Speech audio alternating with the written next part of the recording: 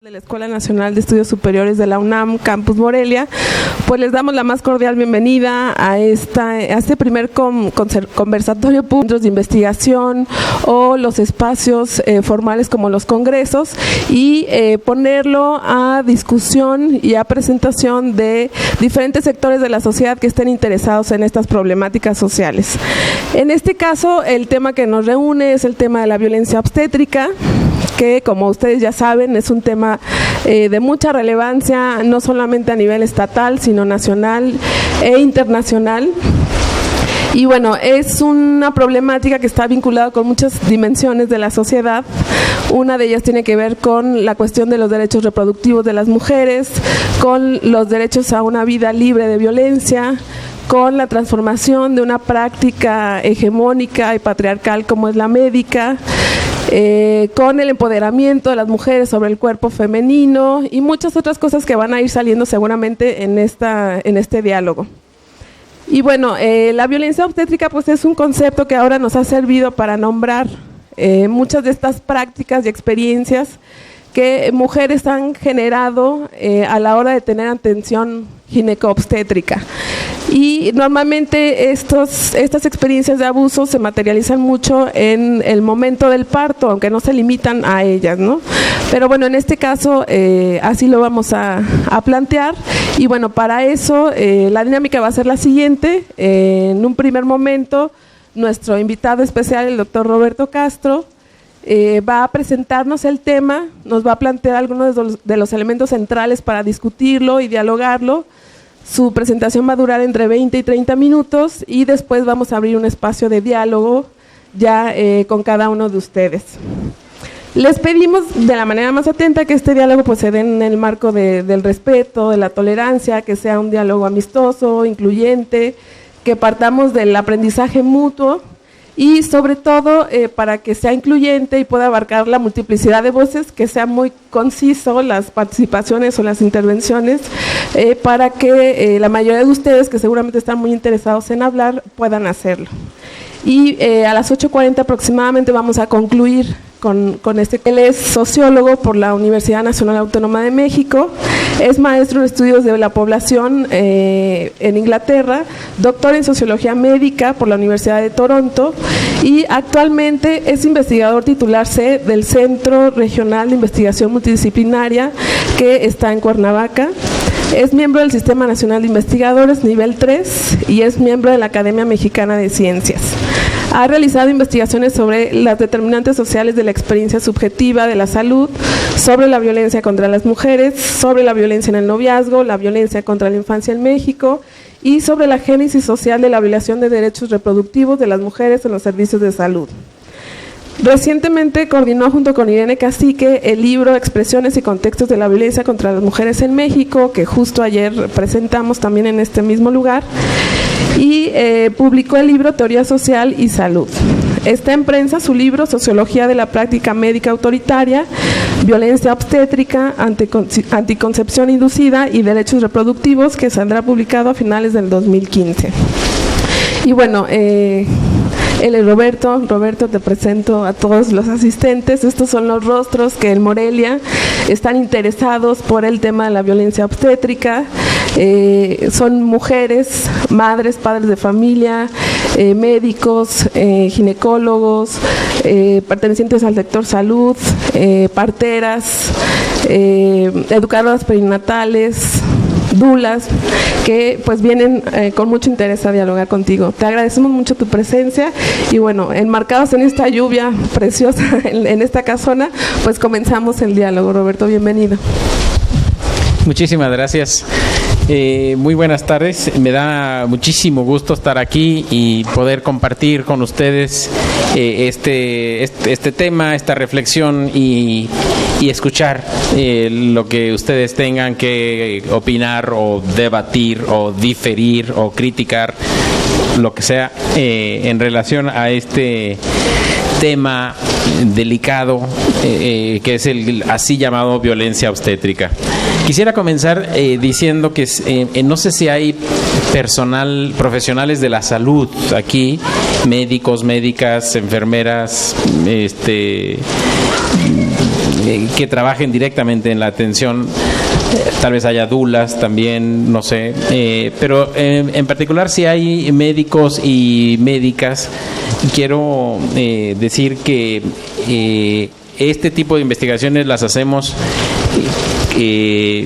pensando en que necesitamos hacer equipo entre los profesionales de la salud y los científicos sociales. Es decir, no hay ningún ánimo acusatorio ni de llevarnos al patíbulo a los horrendos criminales que son esos, etcétera. Al contrario, lo que queremos es, lo que quiero es mostrar en estos siguientes 15 minutos, cuál media hora ni mucho menos, y estoy viendo mi reloj, 15 minutos, quiero mostrar un poco cuál es la naturaleza social del problema así llamado violencia obstétrica. Porque creo que en la medida en que lo podamos comprender más de fondo, estamos en mejores condiciones de pensar en su transformación. El primer punto que quiero señalar es que yo tengo cierto problema con la expresión violencia obstétrica. Hay todo un debate a nivel nacional, incluso internacional, respecto de si es la manera más adecuada de nombrar este problema. Yo prefiero, yo investigo sobre este tema desde el año 1999 más o menos, y siempre le he llamado violación de derechos de las mujeres en los servicios de salud reproductiva, violación de derechos de las mujeres durante la atención del parto. Es más largo, pero prefiero mantenerlo así porque el debate que hay en torno a si es correcto o no llamarle violencia obstétrica complica muchas veces las cosas y genera ciertas resistencias que nos detienen, nos estorban para seguir avanzando en lo que queremos. Además, en los últimos años, la Ley General de Acceso de las Mujeres a una Vida Libre de Violencia ha identificado 5 tipos de violencia: violencia física, sexual, económica, patrimonial, psicológica. Eran 6, y la violencia feminicida. Y entonces hablar de violencia obstétrica como si fuera un nuevo tipo es colocar en el mismo nivel un problema que necesitamos analizar más despacito, con más cuidado, me parece. Por eso hay que, yo digo que tener cuidado con simplificar el fenómeno y darle un nombre que no necesariamente es el que mejor ilustra su naturaleza. Ahora, ¿pero por qué está surgiendo? ¿Por qué está como poniéndose de moda el tema de la violencia obstétrica? Pues porque hay cada vez más evidencias de maltrato a las mujeres en los servicios de salud o violación de derechos de las mujeres en los servicios de salud. Tenemos, por ejemplo, más de 150 recomendaciones de la Comisión Nacional de Derechos Humanos del año, en los últimos 15 años, relacionadas con este problema. O bien mujeres que se quejaron porque les pusieron un dispositivo sin su consentimiento, o porque las forzaron a consentir, si es que eso puede llamarse consentimiento, o por cualquier variedad de maltratos experimentados durante la atención del parto. Tenemos muchas sentencias judiciales que se pueden rastrear en los tribunales. Tenemos muchos casos que aparecen en la prensa, y en los últimos años hemos tenido casos particularmente mediáticos, ¿no? ¿Se acuerdan de la señora Irma que parió en el jardín de un centro de salud y alguien desde arriba tomó la foto y entonces está ella con el bebé que acaba de caer al pasto, etcétera? Y como el de la señora cuyo bebé parió en el baño a las pocas semanas, que ella parió a su bebé en el baño a las pocas semanas, su bebé nació en el baño, o el otro que nació ahí en la recepción, en fin. Y esos son casos que inmediatamente son proyectados a través de los medios como violencia obstétrica y desgarradura de vestiduras y qué atrocidad, en fin. Por eso yo digo, a mí hay que irse con cuidado con el término, porque por supuesto son casos que no debieron ocurrir así, pero son casos que muchas veces ocurrieron sin que nadie haya actuado de mala fe. Nadie. Es decir, no había camas, no hay espacio. Señora, usted me parece que todavía no está a punto de parir, vaya y camine un ratito, y en ese ir y caminar termina el bebé naciendo en el jardín. Entonces, a nivel individual, pues no hay una responsabilidad específica a quien imputársela. De hecho, lo más profesional que podía hacer en el caso de la señora Irma, la enfermera que le dijo, váyase a caminar un rato, ahorita no tenemos espacio, no ha llegado el doctor. El doctor llega a las 9 de la mañana, camine un poco, y pues las cosas evolucionaron de esa otra manera. Pues eso que hacía la persona que le dijo así a la señora Irma, pues era su actuación más profesional posible. Entonces, estamos a veces ante fenómenos trágicos, terribles, que constituyen violación de derechos, pero que son producidos sin que nadie intencionalmente los esté produciendo. Ahora, no siempre es así. Sobre todo los casos que llegan a los tribunales o a la Comisión Nacional de Derechos Humanos, sí involucran una actuación muy peculiar, autoritaria, digo yo, del personal de salud. Y lo que yo creo es que en esta moda, en este boom, la respuesta del sector salud ha sido básicamente ahí donde el sector salud se muestra sensible, que no siempre es el caso, ha sido decir, pues vamos a dar más cursos de ética. Es un problema de ética, les faltan valores a los médicos, son muy groseros. Y no es un problema de ética. Y de hecho, muchos de estos decisiones se implementan y se les da un curso de ética y se dan talleres de sensibilización. Yo sé que el Centro Nacional de Equidad y Género de la Secretaría de Salud, algo así se llama, Centro Nacional de Equidad, Salud y Género, ha implementado talleres a nivel nacional de sensibilización de los médicos. A ver, están ustedes maltratando durísimo a las mujeres.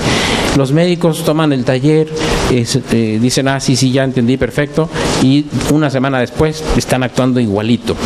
Entonces, no es un problema nada más de capacitarlos, como si no supieran que hay que tratar bien a las mujeres. Es un problema más profundo, es un problema sociológico. Lo que yo sostengo es que justamente los términos de la sociología nos pueden ayudar a comprender la naturaleza de este problema. Miren, hay un concepto que se llama habitus. El habitus es un conjunto de predisposiciones que tenemos las personas que desarrollamos por actuar en cierto campo. Por ejemplo, ¿se han fijado ustedes que todas los sacerdotes y las monjas tienen un modito especial? ¿No? Tienen un estilito especial, pues hasta de comportarse.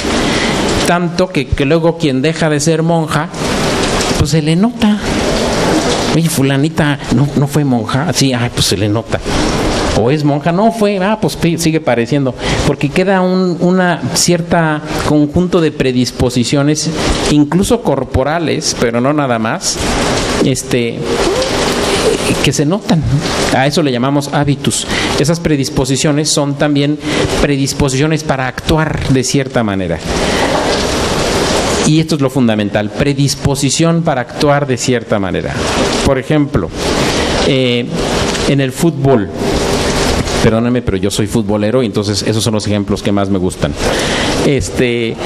La acción que ocurre en el campo casi no es racional. O sea, no es que el Chicharito recibe el balón y dice, allá va Messi, le pasaré el balón, claro, para que lo reciba pero lo haré por acá. Y Messi no va corriendo diciendo, me apresuraré para que el Chicharito me vea y yo reciba el balón. No, nada de lo que hacen a nivel genial pasa por la cabeza.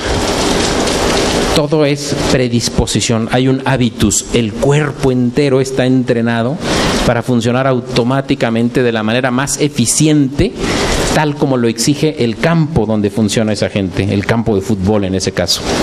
Pero ese fenómeno pasa en todos los campos. La sociedad se puede dividir en el campo religioso, el campo científico, el campo médico, el campo jurídico, el campo cultural, etcétera. Cada campo genera actores que funcionan en esos campos con un hábitus especial, con un conjunto de predisposiciones.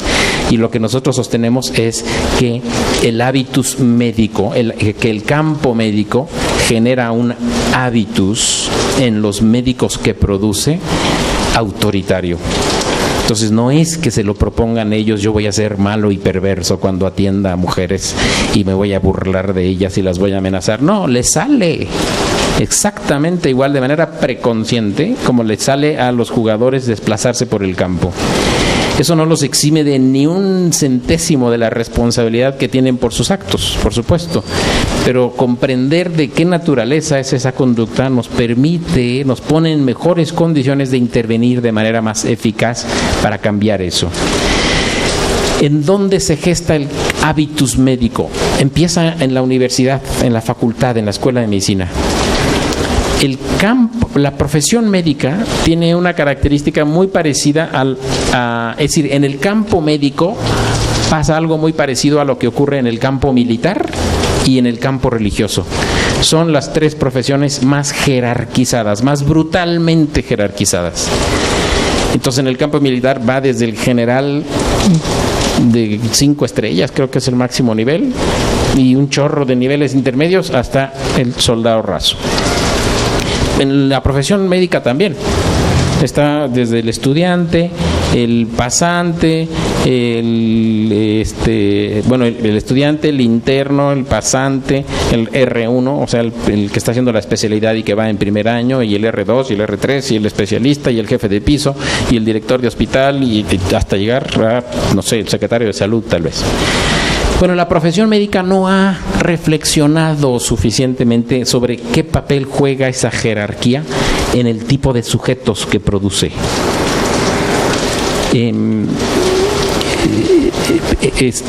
Por ejemplo, o sea, lo que quiero decir es que los estudiantes de medicina son entrenados, sobre todo cuando están haciendo su especialidad, a ser muy, muy respetuosos de las jerarquías. Tanto que a veces el R3, que supervisa al R2, le dice al R1, que es supervisado por el R2, a mí no me hables, tú atiende tus problemas con tu jefe, el R2. Si hay algún problema, que él me lo diga a mí, pero tú no tienes ni por qué dirigirme la palabra. Eso lo tenemos decenas de testimonios de ese tipo. Y total, los médicos aprenden a funcionar en una estructura sumamente jerarquizada. Y una de las jerarquías más predominantes es la de género, por cierto.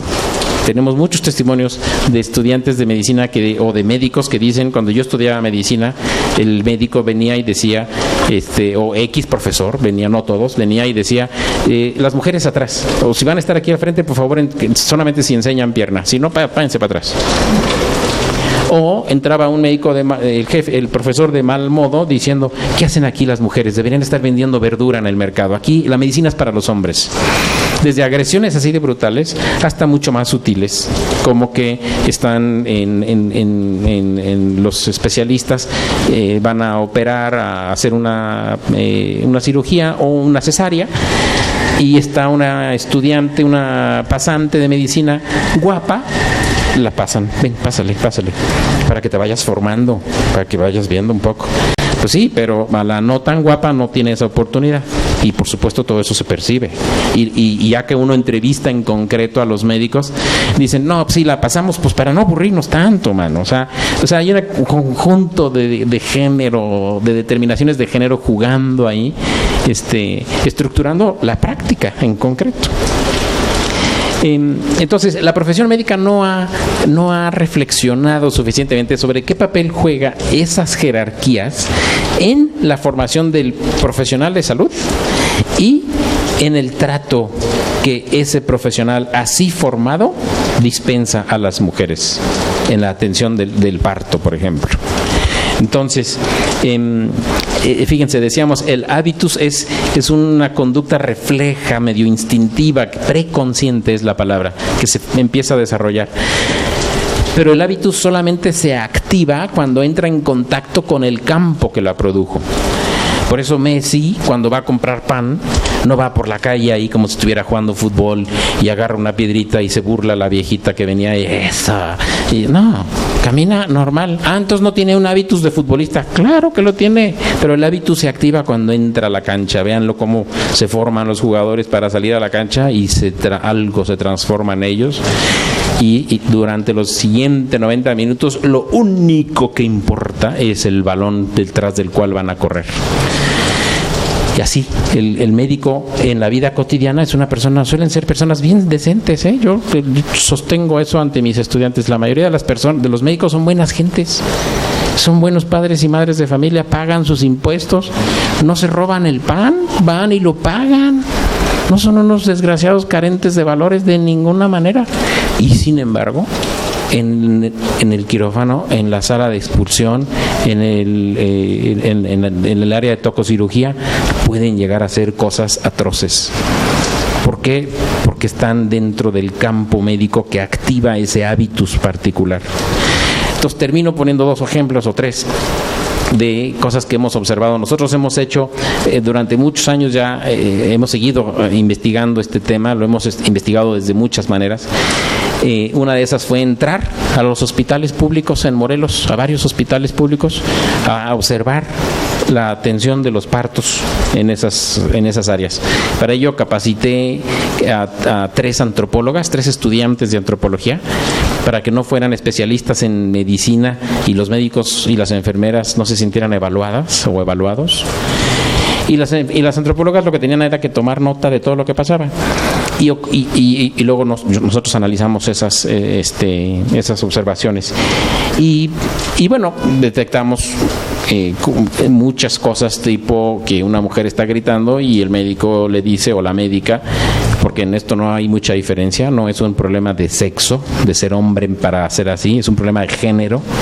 Se puede ser hombre o mujer. Si se es médico en ese espacio, se tiende a ser igualmente autoritario, con sus excepciones, pero lo que está es la profesión la que está generizada, es una profesión masculinizada.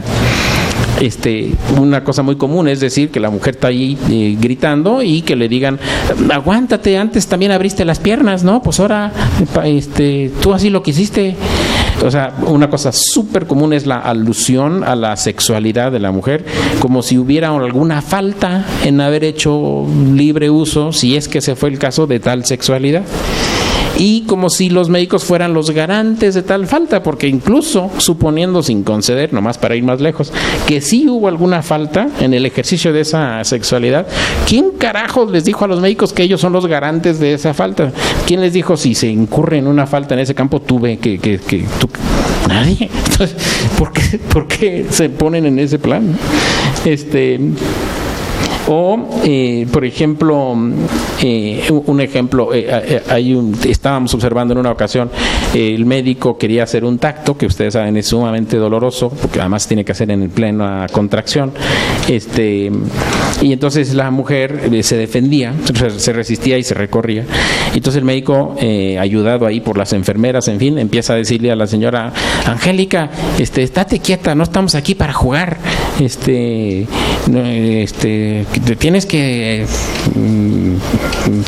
pórtate bien, pues ya, déjame hacer el tacto. Y pues la señora ya no aguantaba, ya le habían hecho muchos, en fin, y entonces insiste el médico, no vinimos aquí a jugar, ya ponte seria, en fin. Entonces uno debe preguntarse, a ver, ¿ese médico de verdad a nivel racional cree que esa señora está echando relajo? ¿Cree que esa señora está jugando?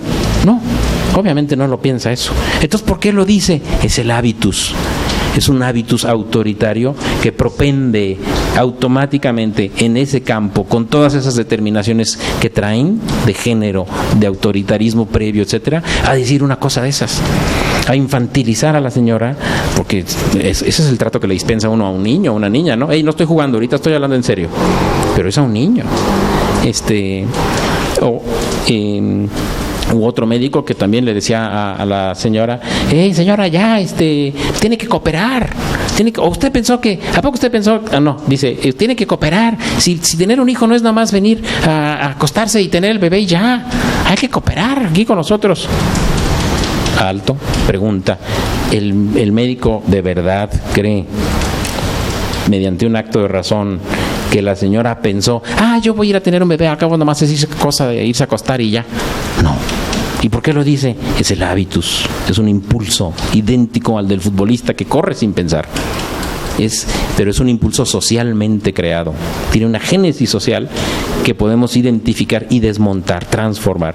Es un impulso socialmente creado que tiene su origen en esa estructura que empieza desde la formación del médico y que se reproduce en la práctica médica autoritaria, siempre jerarquizada, siempre reproduciendo posiciones diferenciadas.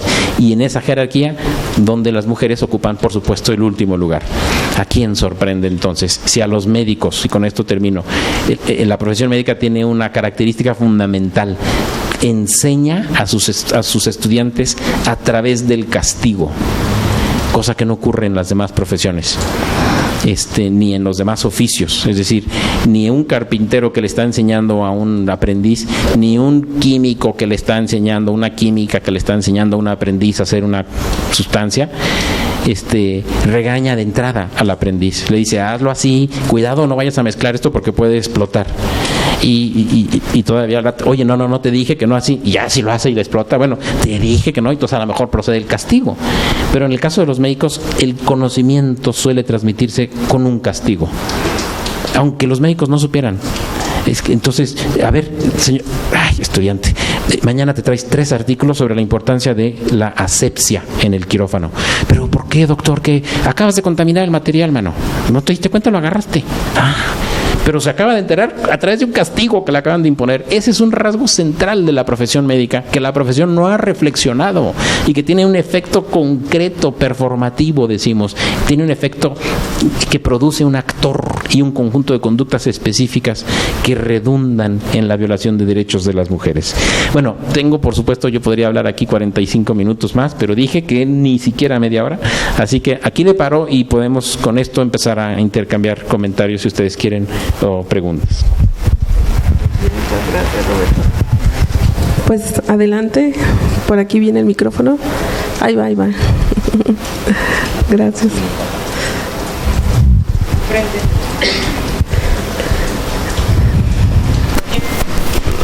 Para acá lo levanto. Bueno, acá estaba Yolanda, y si quieren acá atrás, por favor, si pueden presentarse al tomar la palabra. Sí. Buenas noches. Soy educadora perinatal y mamá, y he vivido en persona lo que es la atención del parto, afortunadamente bien. Pero yo creo que esto que usted acaba de comentar es sabido por él.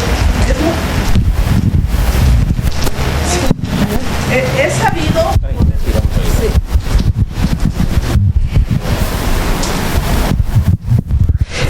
Es sabido por el público aquí asistente.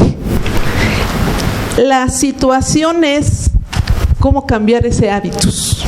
Yo sé que esa es toda la estructura y toda la jerarquía de la formación médica, pero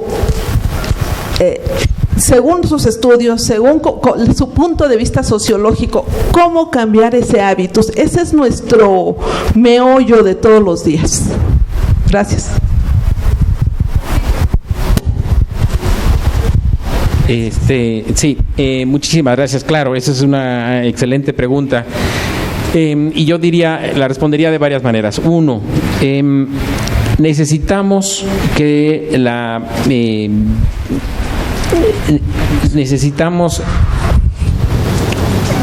que la profesión médica vuelva a tomar en cuenta las contribuciones de la sociología de la salud, de la sociología médica.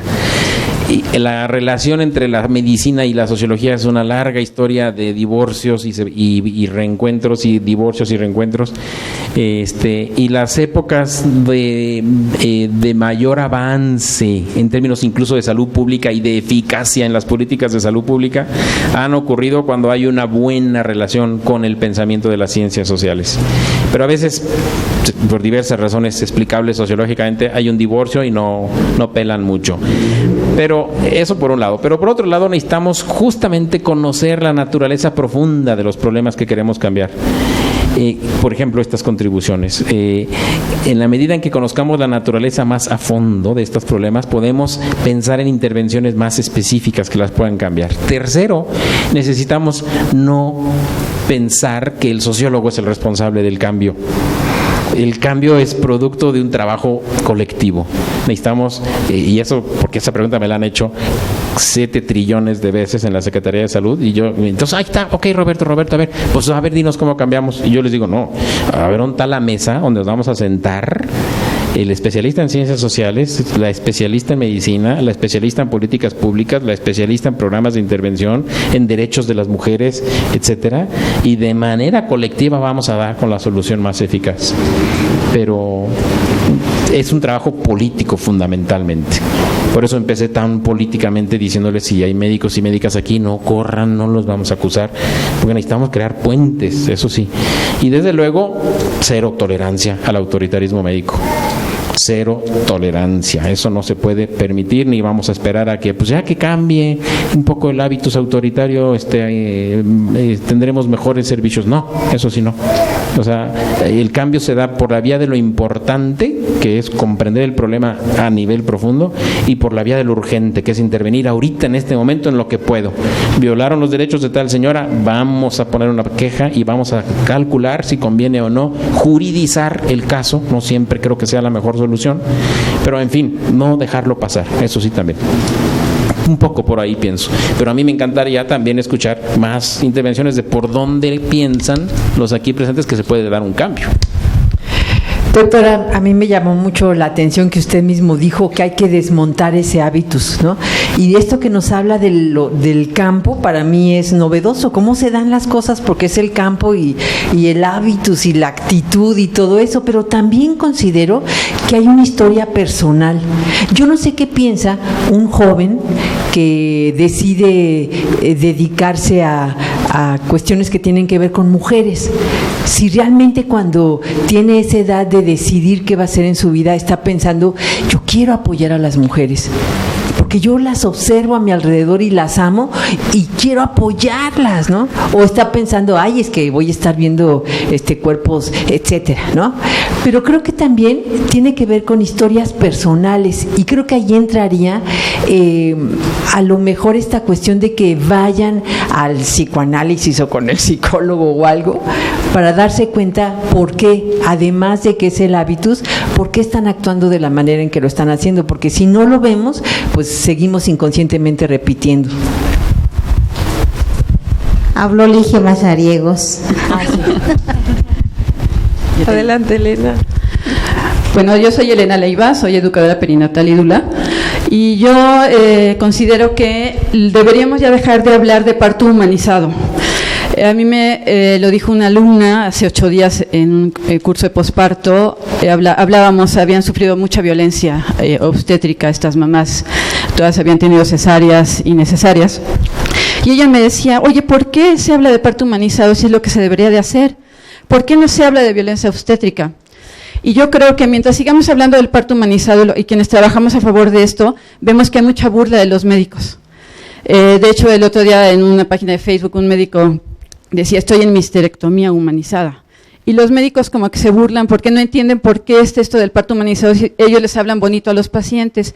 Yo creo que mientras no empecemos a visibilizar que esto es violencia o que es violación a los derechos de las mujeres, decir lo que se está haciendo mal y no lo que debería de ser o lo que es bonito, ahí es donde debemos empezar a hablar de la violencia, de lo que está pasando para que los médicos lo vean, porque si están en este hábitus, cuando nosotros hemos ido a dar cursos a hospitales, los médicos nos ven con cara de estas viejas locas New Age, hipitecas, y esta onda moda de dónde salió, y no nos toman en serio. Entonces, cuando nosotros empezamos a hablar de violencia, y también, como decía Ligia, yo apoyo esto, empecemos a revisar la salud mental de los profesionales que atienden partos. Yo creo que por ahí podríamos empezar, porque también la violencia obstétrica tiene 2 vertientes. Tanto son víctimas las mujeres como son víctimas los médicos que están con esta jerarquización, con guardias 15 cuántas horas, con síndrome de burnout, con un chorro de cosas, que esto afecta también, muchas veces ellos también tienen estrés postraumático, y encima las mujeres que sufren violencia tienen estrés postraumático, y entonces estamos haciendo una cadenita que mientras no empiece a actuar la sociología y también la psicología, y no empecemos a hacer visible esta palabra de violencia o violación de derechos de las mujeres, los médicos no lo van a ver. Gracias. ¿Comento? Muchas gracias por las dos intervenciones. Yo estoy completamente de acuerdo. Es decir, sin duda hay una dimensión personal, atendible psicológicamente, pero probablemente como yo soy sociólogo, pues tengo un sesgo a lo sociológico y tiendo a pensar que es más práctico pensar en una solución social que psicológica. Ayer Bosco me contaba que en una de las últimas ferias del libro en Guadalajara, que supo que, porque él no estaba, no vayan ustedes a pensar, me contó que estaba lleno de gente ahí en la FIL. Imagínense quién va a la FIL, pues pura gente con sensibilidad para los libros, gente ya con un nivel de educación y con ganas de educarse más, etcétera. Entonces por eso hay ese ambientazo bien padre en la FIL, y que de repente se fue la luz y se escuchaba el arrebatadero de libros, robadero de libros, estantes caían, etcétera. Y la gente salió presurosa, ya llegó la luz y pues los libreros a contar daños, ¿no? Claro, entonces, ¿qué demuestra eso? ¿Que todos están traumados y tienen que ir a terapia? Pues tal vez, pero que lo más que funciona para que no se roben los libros de esa manera es el control social, es la vigilancia, es la cero tolerancia cuando son nuestras conductas fiscalizadas en ese sentido. Mientras estas cosas ocurran en la oscuridad, mientras no lo saquemos a la luz, totalmente de acuerdo, eso va a seguir, ¿no? No sé si por un problema de trauma o por un problema de que la conducta humana se explica fundamentalmente por el control social que ejercemos unos a otros. Todas las personas, por ejemplo, tenemos una vida pública, una vida privada y una vida secreta. Y no me digan que no. Y cada quien ve que pone en su vida secreta. Pero en la vida pública somos fundamentalmente un personaje. Cada una de las personas que estamos aquí somos un personaje. Y lo que hacemos se explica mucho por eso. Entonces, a lo que voy es, de acuerdo que hay unas muy traumados y muy traumadas, pero sin descartar eso, yo diría, el asunto está en establecer mecanismos de vigilancia institucional, colectiva, que impidan que incurran en excesos. Yo les cuento aquí, les he contado que yo hice mi doctorado en Canadá, y yo una vez fui al oculista, y el oculista pues me examinó el fondo de ojo, y ustedes saben que el fondo de ojo se examina pues con un aparatito que se acerca muchísimo y ya, pero el oculista no tiene ni que tocar, y ya examinó, y entonces me dice, oiga, está todo muy bien, daría usted su autorización a que un estudiante que estoy entrenando para ser oculista también revise el fondo de ojo? No es necesario, no hay ningún problema, pero para que nada más él de una vez pueda, ¿usted lo autorizaría? Sí, claro. Y llega el estudiante, ¿me daría usted permiso de que, ay, qué tanta pedidera de permiso, ándale, asómate, ya me quiero ir, ¿no? Entonces, ¿y por qué tanto permiso? Porque saben que están frente a un ciudadano respaldado por un aparato jurídico que puede ir a demandarlos diciendo, no me pidieron permiso para revisarme 2 veces. Es decir, hay una vigilancia pública institucionalizada controlando sus conductas. Y eso es lo que tendríamos que pensar, además de si los mandamos a terapia o no, ¿no? Y bueno, completamente de acuerdo con lo que dice Elena. Hay una propensión muy frecuente de los médicos, yo creo que es una conducta defensiva nerviosa, a burlarse de propuestas alternativas. Y ahí tendríamos que pensar, incluso pensando en la solución que me preguntaban hace rato, si no una solución, ya que tanto se argumenta muchas veces de que es que no había camas y estaban saturados los servicios y por eso la señora no pudo ser atendida, y muchas veces hay mucha razón en esa respuesta. No hubo mala fe, pero no había camas, en fin. Yo me pregunto si buena parte de la solución al problema no pasaría por sacar a los partos de los hospitales. ¿Quién los fue a meter ahí? O sea, se pueden construir instalaciones al lado del hospital para que si hay que correr o lo que sea, pero el parto tiene que ser atendido por dulas, por especialistas en parto, y la inmensa mayoría van a transcurrir correctamente, y no necesitamos a médicos burlándose ni diciendo ni dando permiso de nada, y nada más atendiendo o asistiendo a urgencias. Pero esa sería parte también de una solución que habría que impulsar, a ver si se pudiera, ¿no? Bueno, ya no me voy a presentar, nada más voy a hacer mi pregunta. Bueno, ok. Yo soy Cintia y trabajo en la UNAM, pero también me estoy preparando para trabajar con mujeres en situación de parto. Y también mi comentario iba más en ese sentido, de que yo creo que hay una cosa muy de fondo y muy antigua que tiene que ver con la hospitalización del parto, en creer que el parto es una enfermedad, cuando en realidad pues es un proceso natural como la vida y la muerte. Y también iba a decir que yo no sé si estoy tan de acuerdo con que la solución sea más bien política, porque creo que el sistema de los hospitales y de los procedimientos médicos está como tan viciado que hay también otra cuestión que tiene que ver con que las mujeres tomen responsabilidad de su cuerpo, de su salud, más en el sentido de la información de la población en general, del ejercicio de sus derechos, de conocer dónde están paradas, a qué tienen acceso, a qué no, y que ellas tienen voz y voto en los procedimientos que se les vayan a hacer, ¿no? No sé, se me hace que también le hemos dado al médico desde épocas muy antiguas ¿cómo decirlo? Como un poder de que el médico sabe lo que tengo, ¿no? Y yo creo que hace muchísima falta información como para tomar riendas de la responsabilidad que implica el cuidado de nuestra salud.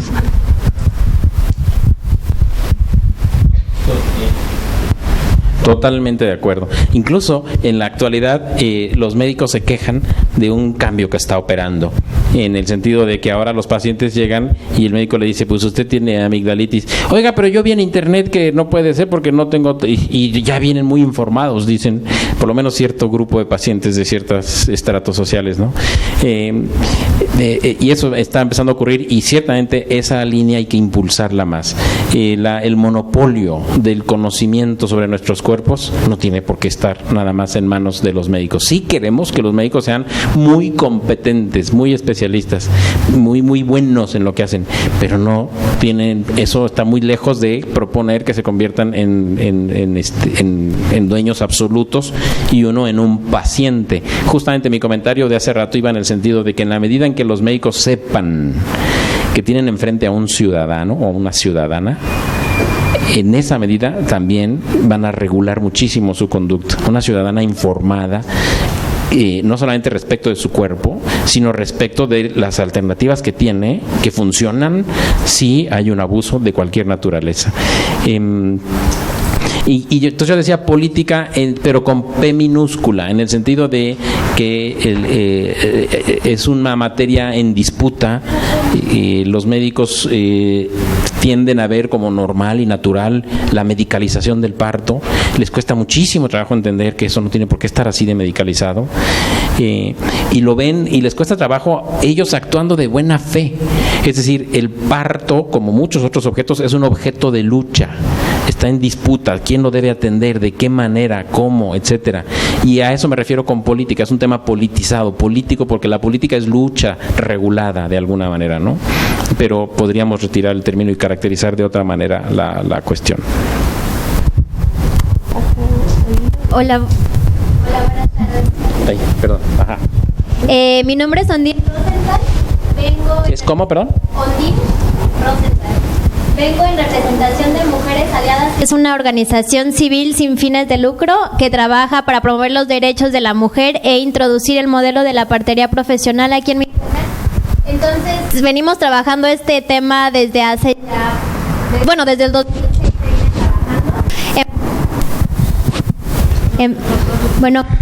trabajando. Sí, te escuchas y no. Bueno, y nosotros venimos trabajando este tema desde el 2006 y creo que justamente el punto que hablaban anteriormente de las mujeres es fundamental, porque nosotros en 2006 hicimos una entrevista a muchas mujeres y les preguntábamos, ¿te maltrataron a la hora del parto? Y la mayoría decían que no. ¿No? Sobreviví yo, sobrevivió mi hijo, ¿no? Y a la hora que les preguntábamos, ¿y cómo te fue? Y veíamos como toda esa parte del procedimiento, obviamente la mayoría fueron maltratados, ¿no? Entonces creo que sí falta mucho esa parte de concientizar a las mujeres de qué es violencia, qué es normal, cuáles son tus derechos, porque si no, no vamos a llegar a ningún lado, ¿no? Por otra parte, creo que sí, la parte de educar a los médicos y desde las universidades es fundamental, porque muchas veces llegas a un hospital y ya los estudiantes ni siquiera te saludan, ¿no? Los de enfermería sí te saludan y buenas tardes, pero me acaba de pasar, fuimos a un hospital y nada más llegas, buenas tardes, y ni eso pueden hacer, ¿no? Entonces creo que sí les falta mucho desde las universidades, pero también, insisto, bueno, creo que sí tenía razón usted con la parte de políticas, porque nosotros que estamos tratando de, pues, hacer esto más formal, no hay políticas públicas, no hay una ley para casas de parto, o pones clínica con cirujano o no tienes nada, ¿no? Entonces creo que sí tiene que hacer frente por muchas líneas, pero se me hace fundamental la parte de las mujeres. Completamente de acuerdo. Muchísimas gracias, Ondín. Y mencionaste un tema que es crucial. Esto de que también nos pasó mucho a nosotros. Observábamos los partos, veíamos que maltrataron rete feo a la señora tal, la amenazaron, le dijeron, si nace mal el bebé va a ser por tu culpa, y etcétera. Y después de tanta atrocidad todavía le dijeron, y cuidado y vaya si te quejes porque no vayas a ocupar el servicio el año que entra, etcétera. Terminaba, nacía el bebé, la dejábamos descansar, nos acercábamos después de 2-3 horas a preguntarle ¿cómo le fue con el parto? ¿Cómo la atendieron? Muy bien, muy bien. Pobrecitos médicos, se pone uno muy necia. Lógico que se desesperen porque una de mujer u otra que decía bien, yo creo que bien, creo que me porté bien, no grité tanto, etcétera. Fíjense en esas cosas. También nos tocó observar en otra ocasión a una señora que gritaba, porque ustedes saben cómo son las salas de parto en los hospitales públicos, a veces no hay ni una cortinita que separe, o sea, son una cama tras otra. Entonces había una mujer en trabajo de parto en plena con contracciones, gritando mucho. Y la que estaba al lado se inclina y le dice, señora, no grite tanto porque así no la van a querer atender. Y nosotros estábamos ahí y volteamos de inmediato a las paredes a ver dónde está el letrero que dice a la que grite no se le va a atender, o de dónde sacó eso esa señora. Bueno, perdónenme la expresión, son mujeres colonizadas. Es decir, la violencia puede ser tan contundente que produce sujetos que colaboran con su propia violencia. A eso se le llama violencia simbólica. Cuando el oprimido se describe a sí mismo con los términos del opresor, en ese momento estamos ante un ejemplo de violencia simbólica, que es la forma más extrema de la violencia, porque se ejerce, insisto, con la colaboración del oprimido. Cuando un negro se burla, hace burla de su color de piel, eso es un ejemplo de violencia simbólica. Está usando el sentido del humor con que lo describen quienes le oprimen. Cuando un indígena se burla de su condición de indígena, o cuando una mujer no se burla, pero se describe como, ay, no me puse tan necia, o etcétera, o la de al lado está colaborando. ¿De dónde sacó eso? Pues es que el poder médico es tan presente, el entrenamiento que el poder médico ejerce sobre nuestros cuerpos es tan permanente que la de al lado se siente presionada de que esté gritando así esta mujer, de que esté saliéndose tanto de la norma que no tiene que estar escrita en ningún lado, ni se la dijeron al entrar al hospital. Aquí no se grita, aquí se para en silencio, no. Y sin embargo ahí está colaborando, ayudándole a los médicos. Tranquila señora, no se puede gritar tanto. Entonces también tenemos que estudiar esa parte y bueno, conocerla y entender que no es que sean mujeres ni tontas ni acomplejadas ni nada, sino que es una manifestación más de este poder médico que queremos desmontar, transformar, ciertamente criticar y denunciar.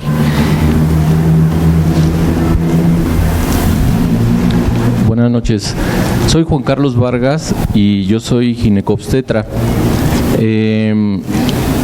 No vengo a defender lo indefendible y qué bueno que haya esta catarsis contra los médicos, ¿no? De algo puede servir. Pero detrás de ese hábitus del médico hay un ser humano, y hay un ser humano que tiene toda una formación en casa, en la primaria, en la secundaria, en la preparatoria. Y yo creo que podemos ir mucho más atrás. Claro, la residencia es un parteaguas, ¿no? Sin embargo, cuando tú traes ciertos valores de tu casa, digo, aunque te castiguen, no cambias esos valores. Entonces, pues es un problema social que va mucho más allá y estoy totalmente de acuerdo. El médico puede tener un hábitus, una figura, entre comillas, de respeto entre la sociedad por ese tal vez poder de sanar. Sin embargo, cada uno de nosotros, ¿qué tanto se hace responsable de su propia salud, ¿no?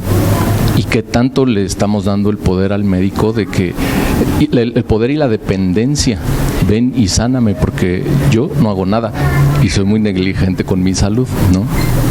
Y apoyo totalmente el punto de vista de Cintia. Yo creo que tiene muchas aristas. Una parte es política, otra parte es de sensibilidad, etcétera.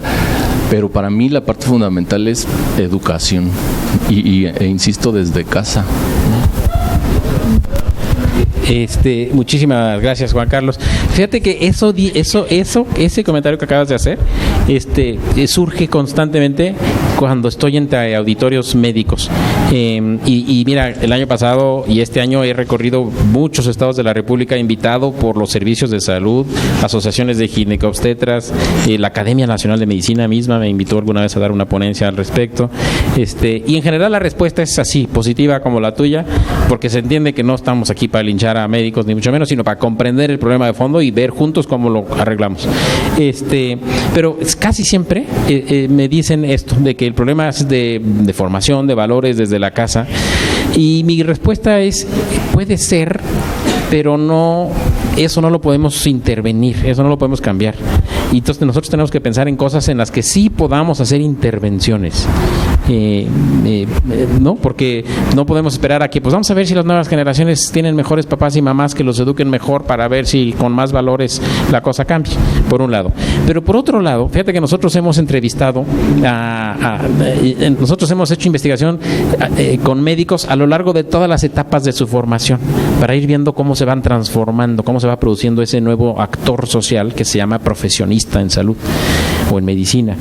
Y entonces los estudiantes pues tienen una sensibilidad, una espontaneidad, pasión, interés por la medicina, y en la medida en que van avanzando en los años han empezado a recibir golpes, sorpresas, descubrir, ay, esto es mucho más autoritario de lo que yo pensaba, uy, esto es más sexista de lo que yo creía, etcétera.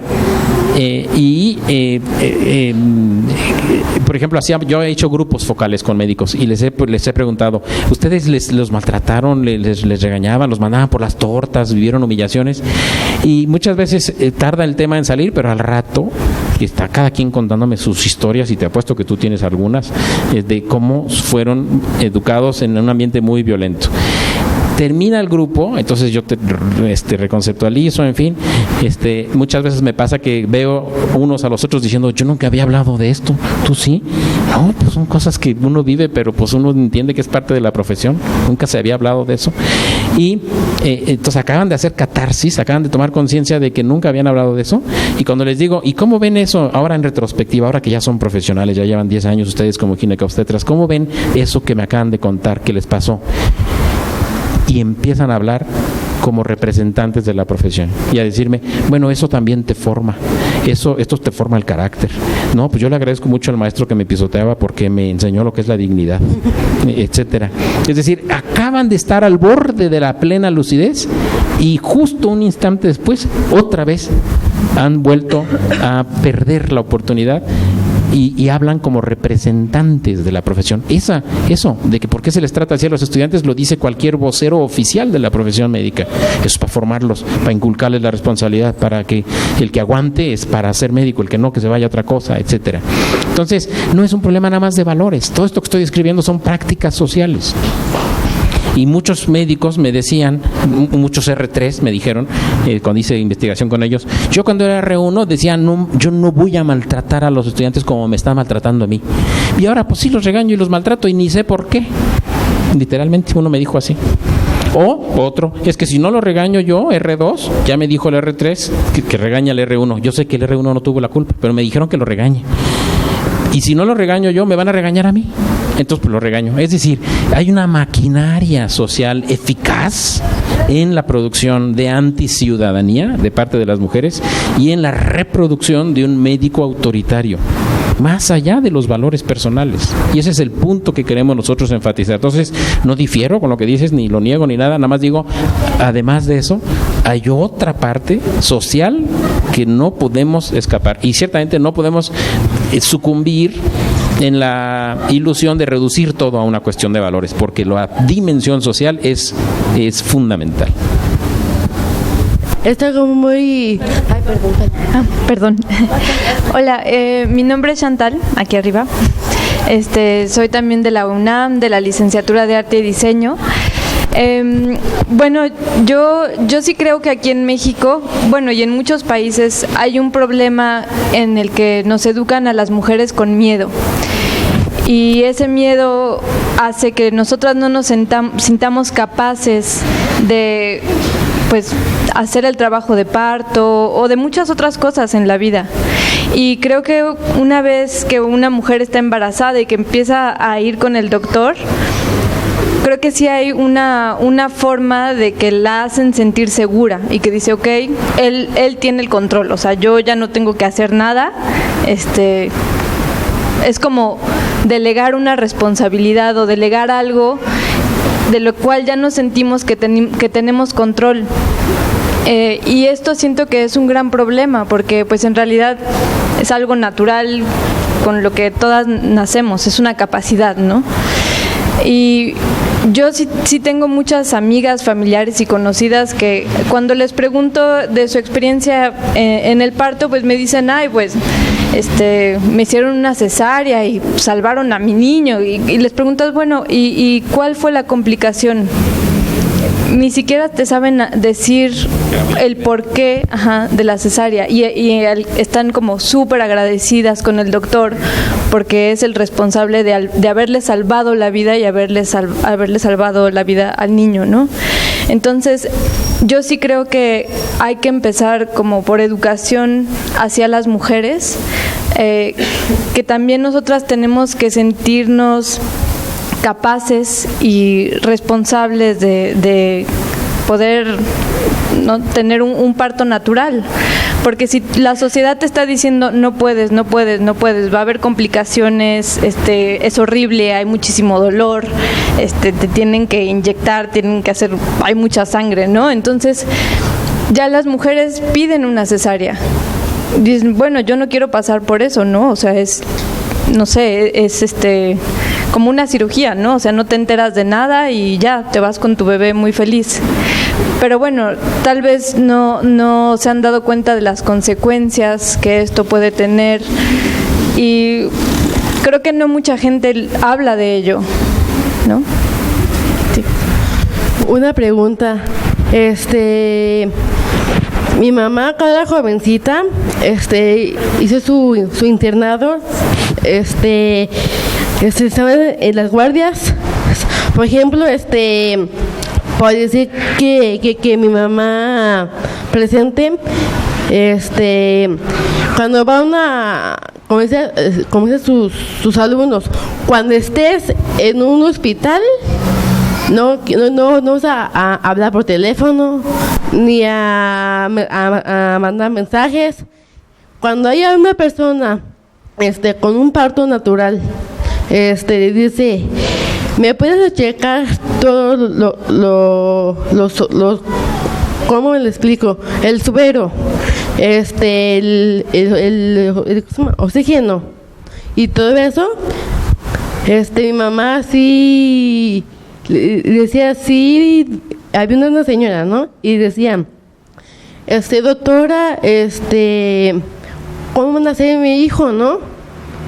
No, y dice mi mamá, no sé señora, es que necesito preguntar a mi doctor, a mi jefe o a alguien, ¿no? Y y le dice que no que le hagan unos estudios de sangre, de todo, ¿no? No sé qué. No sé si mamá le explicará unas explicaciones para que usted lo entienda, doctor. Ajá. Gracias. Bueno, muchas gracias.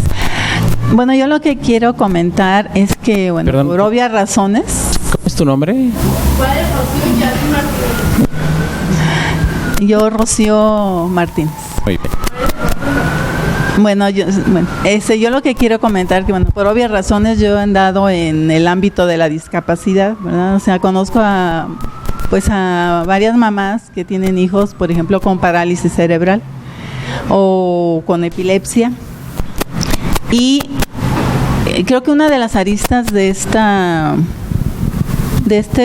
podemos decir, fenómeno, que estamos tratando de dilucidar en este lugar, es la discapacidad. O sea, y esto, ¿por qué? Porque yo me he dado cuenta que en el ámbito privado también los médicos se sienten, los ginecobstetras, que tienen la razón. Y la señora a veces, o las mujeres dicen, doctor, yo siento que mi hijo ya está por nacer. No, todavía no. Una de ellas me decía, es que el doctor era el mundial y estaba viendo la televisión y se me pasó el parto y bueno, mi hija tiene epilepsia por un sufrimiento fetal. Luego otra, pues el doctor tomó vino en la noche y en la mañana ya tenía las contracciones y tardó mucho en llegar. Y su hijo también tuvo sufrimiento fetal. Entonces creo que no hace mucho caso de que la mujer diga, es que yo siento, ¿no? Yo ya he tenido hijos y siento que ya. No, todavía no. O no ha llegado el anestesiólogo, X razones. Y no solamente es el sufrimiento en ese momento de la persona, de la mujer, sino que las consecuencias de toda la vida, ¿no? De un hijo que tenga una discapacidad como es la parálisis cerebral, como es epilepsia y otras patologías. Digo, no siempre será una iatrogenia, no siempre será culpa o responsabilidad del médico, pero algunas veces sí, ese es otro arista de este problema.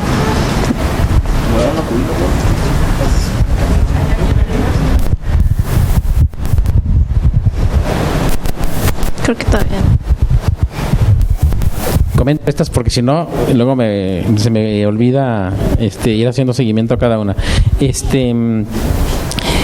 Chantal, estoy completamente de acuerdo con lo que dices en esto de la... yo no sé si, o sea, sí es la educación para el miedo, pero incluso se puede decir en términos más terribles. En una sociedad con esta desigualdad de género, pues lo que se hace es educar para la subordinación. Y no nada más educar, sino la sociedad funciona con un conjunto de dispositivos y de mecanismos que refuerzan la subordinación. Yo hice alguna vez una investigación sobre violencia contra mujeres durante el embarazo, y no nada más era un cuestionarito, sino además entrevistamos en profundidad a mujeres que habían sufrido violencia durante el embarazo, y ese estudio nos permitió ver que muchas de esas mujeres que sufrían violencia en el embarazo, sobre todo mujeres que eran atendidas en servicios públicos de salud, traían una historia de violencias estructurales tremendas. Me acuerdo del testimonio de una que decía que ella de niña veía como sus papás se peleaban, había violencia entre ellos, y ella decía, a mí no me va a pasar eso, yo voy a escoger a otra persona. Y luego le dijo a su mamá, yo quiero ir a la secundaria, y la mamá le dijo, ¿a qué vas a ir a la secundaria? No, si tú nomás vas a servir para servir, entonces no. Y total, nos narran la entrevista, el dramatismo, cómo le rogó, por favor, y la mamá le dijo, no, pues tú nomás vas a estudiar costura. O sea, costura o nada. Y entonces la chava acepta estudiar costura y le dice, y en las noches la secundaria. Total, al rato ya está en la secundaria por fin y se consigue un novio, y la mamá se alía con el novio y le dice, le voy a decir al novio que ya no te deje ir a la secundaria. Y total, la sacan de la secundaria. Y total, termina con una pareja violenta y termina sin nada de las cosas que vislumbró para sí misma como diferentes, y termina con una vida idéntica a la de la madre. Pero ese caso, por ejemplo, ilustra perfectamente porque lo tenemos muy explicitado, ahorita lo hice muy sintéticamente, todos los mecanismos de contraempoderamiento que funcionan contra las mujeres. A veces es la alianza madre-novio. ¿Qué carajos tiene el novio que andar diciendo si puede estudiar o no?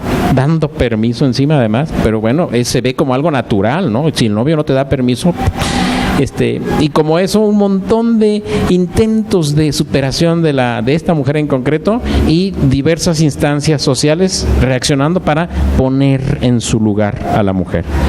Y lo mismo puede pasar con el miedo, es decir, no nada más hay una educación para desconfiar del propio cuerpo y de sus capacidades reproductivas, sino que además no existen, es decir, el ejemplo que yo daba hace rato, cuidado y vaya y se queje después de la atención que le dimos, porque a ver quién la atiende.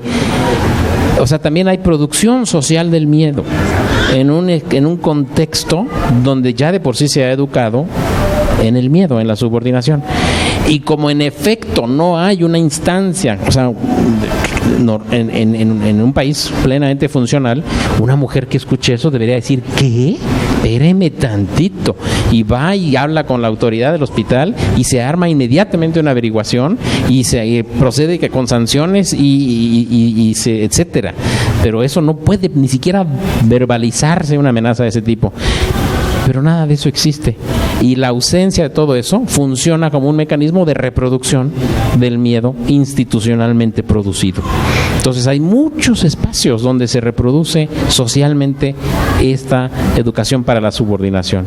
Lo que quiero decir es hay que trabajar con la reeducación, pero también con la construcción de instituciones y de instancias y de aparatos de garantía de los derechos, a donde podamos trabajar, a donde podamos acudir en defensa de los nuestros cuando son violentados. No nada más en la educación, sino también en la estructura material que hace posible la vigencia de una nueva educación. Y completamente de acuerdo también con lo que dice María del Rocío y Rocío, no se ha pensado, es decir, dos cosas. Uno,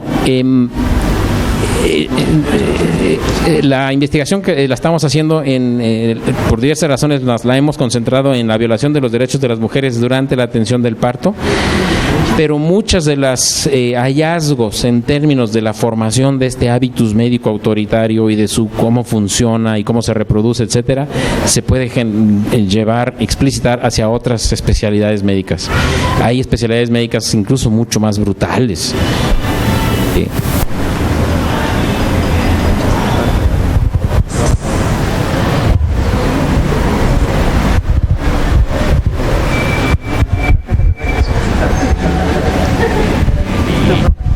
Gracias. Hay especialidades mucho más brutales en términos de género, en términos de disciplinamiento del propio médico. Cardiología, cirugía, cirugía, por ejemplo, es una especialidad cerrada, o era hasta hace poco, a las mujeres. Se ven marimachas como mujeres cirujanas. ¿Qué es eso, por favor?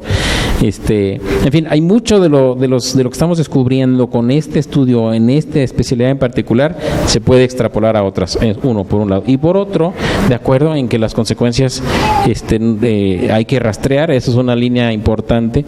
Puede haber consecuencias de mediano y largo plazo en las que no necesariamente se está poniendo atención más allá de los tribunales, y a los tribunales llegan muy pocos casos. Totalmente de acuerdo.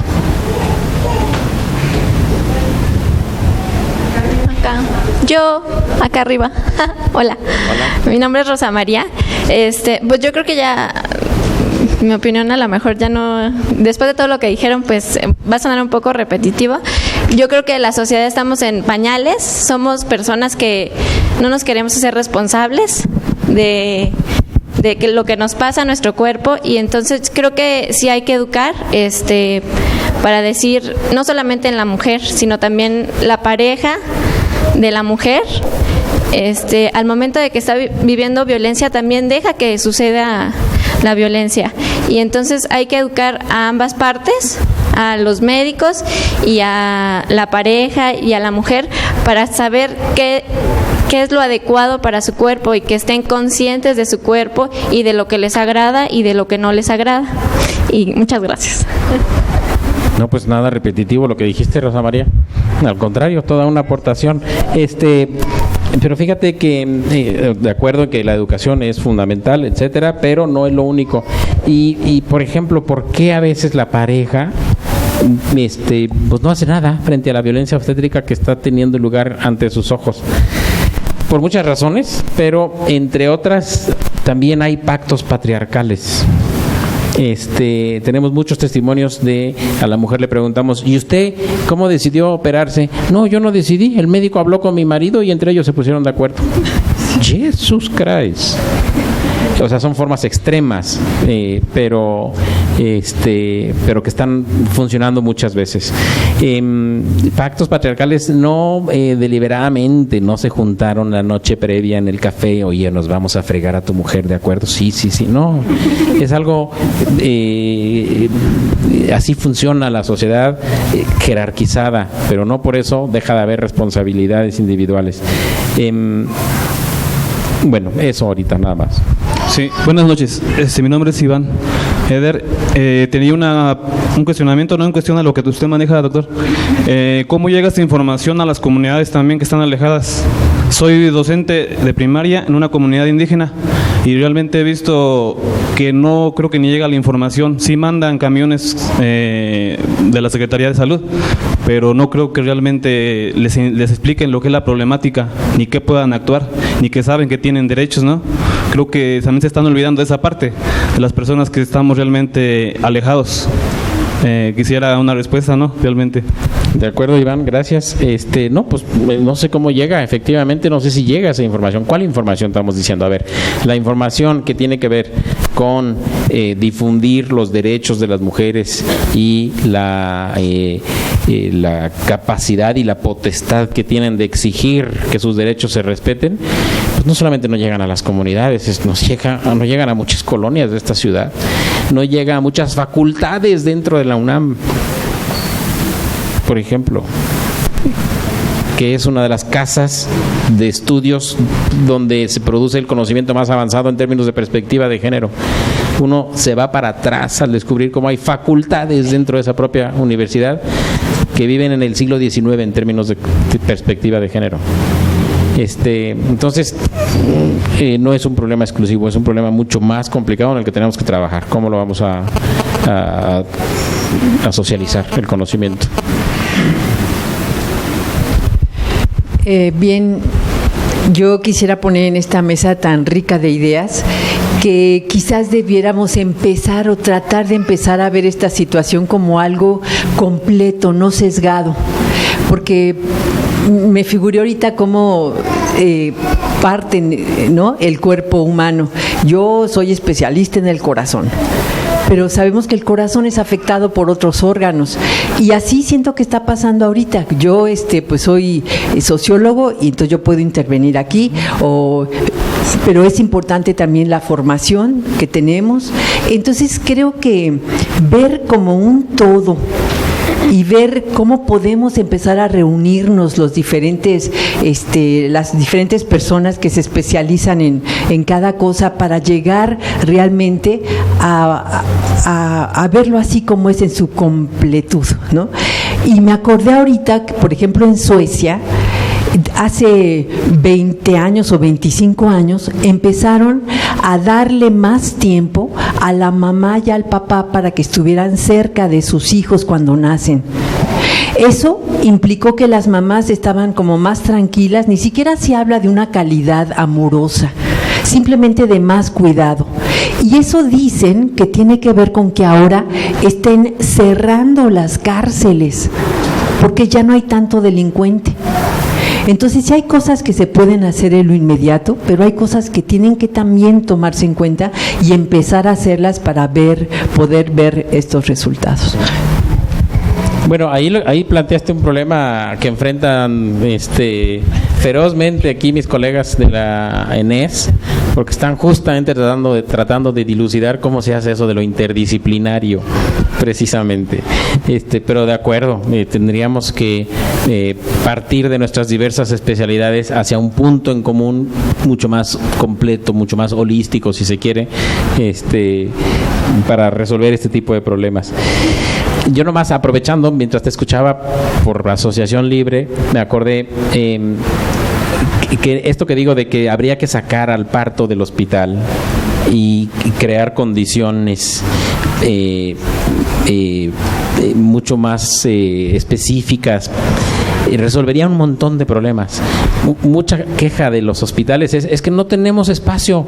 Bueno, pues si se saca de ahí, se libera mucho espacio y se crean nuevos espacios. Permitiría en condiciones adecuadas que muchos más hombres estuvieran presentes en el parto de sus hijos. Yo les puedo decir, yo estuve presente en el parto de mis 2 hijas, por supuesto, y más allá de la sensibilización que uno tuviera, de la formación de género, de lo que uno tuviera, como hombre, fue una experiencia central en mi vida. Como nunca queda claro que está uno frente a una guerrera. Cualquier noción que hubiera por ahí todavía de que las mujeres son débiles, las mujeres, se calla uno la boca y punto, ¿no? Como yo no me desmayé, por fortuna, ni mucho menos, me río, pero pitorreo de los hombres que se desmayan en el parto de sus mujeres. Puta, ¿a ti qué te está pasando, hombre? Por favor. Pero así se llenan la boca para acusarlas de diluchas y de no sé cuánto. Entonces, estaría muy bien que los hombres pudieran atestiguar, estar acompañando, mucho más que atestiguar, ser copartícipes en la parte que les toca en el parto de sus hijos, porque eso además es educativo, profundamente educativo, y yo creo que eso tendría efectos en una disminución de la violencia contra las mujeres, porque crece enormemente el respeto hacia la pareja cuando se la acompaña en el parto.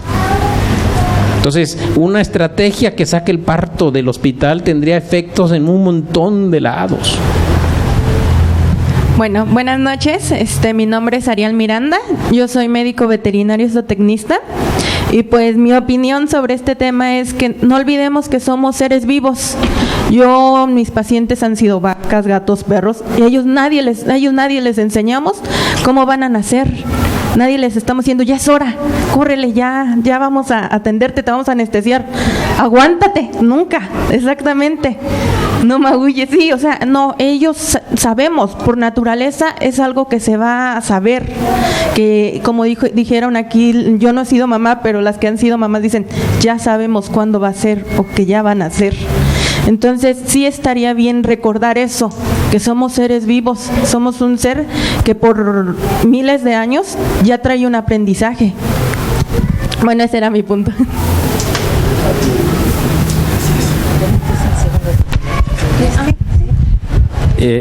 Bueno, después del siguiente comentario. Sí, me dio permiso.